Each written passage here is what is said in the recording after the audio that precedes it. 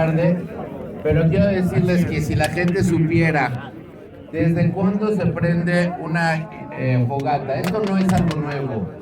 Rabbi Ovadia mi Bartenura hace 356 años escribió en un Igeret que se prende una fogata en Zehut de Rabbi Shimon Bar Yochai. Nisim beniflaot hay para cualquier cantidad. No vamos a alargar.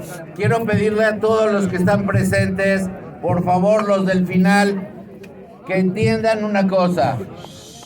Tenemos el Zehut ahorita, la posibilidad de que cada uno, como está escrito en un libro Besem de un Rab Revin, que escribía que desde entonces, antes de prender la fogata, venía cada persona, traía un poquito de aceite y la metía en la fogata para que el momento de encenderla se prenda en nombre de todos.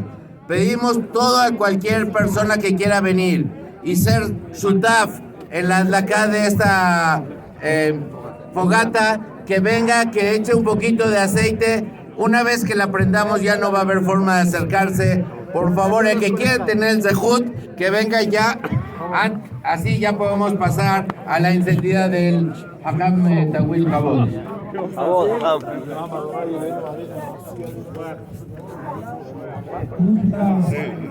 Amén.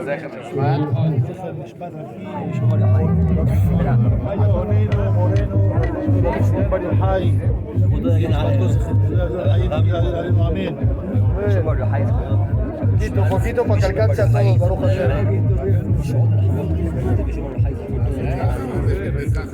Una gotita cada uno para hacer su ¿qué dice?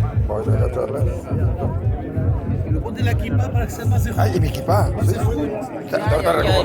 Gracias. No sé dónde Poquito quiero para que la alcance a todos, Baruch Hashem.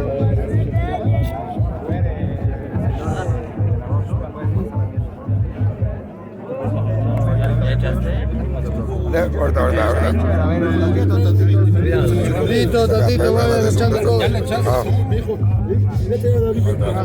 Poquito, muy poquito, por favor.